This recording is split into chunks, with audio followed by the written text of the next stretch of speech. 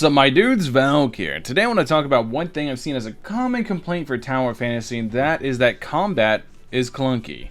And I personally cannot disagree more. In fact, I find the combat insanely responsive to the point where a lot of people feel like there's some issues with the combat that isn't supposed to exist that actually does exist.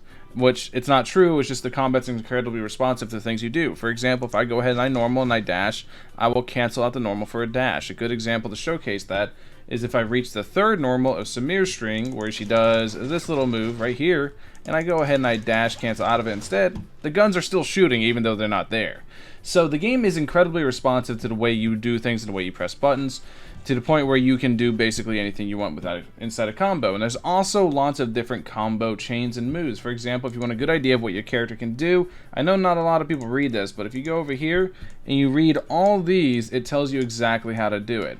Hold attack to maintain constant fire, but you can also combine stuff like energy burst as well as this. So for example, if I do 1, 2, 3, I can then hold it, and I'm going ahead and doing this for an auto lock-on feature.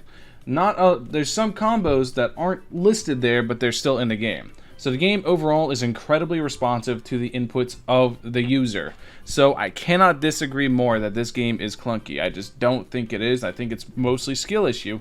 Another good example is Samir's skill. I mean, not Samir's skill, Frigg's skill. You guys know that if you dash out of Frigg's skill too early, you lose the iframes and it doesn't put down a frost domain. However, if you wait for the second she lands, you can dash and then you'll get a frost domain. To the point where you can do all sorts of really cool combos. And you can do stuff like this. Bop. You can see air combos, go back to the ground and start doing stuff here. You can do all sorts of crazy stuff. I don't even know you can jump off the mushroom's head like that, but you can. But the thing is the game is incredibly responsive, and it's more so on the player to not make a mistake. So yeah, basically my response to this game is clunky, combat is clunky. No, I think it's definitely not. I think it's just incredibly responsive to whatever inputs you have.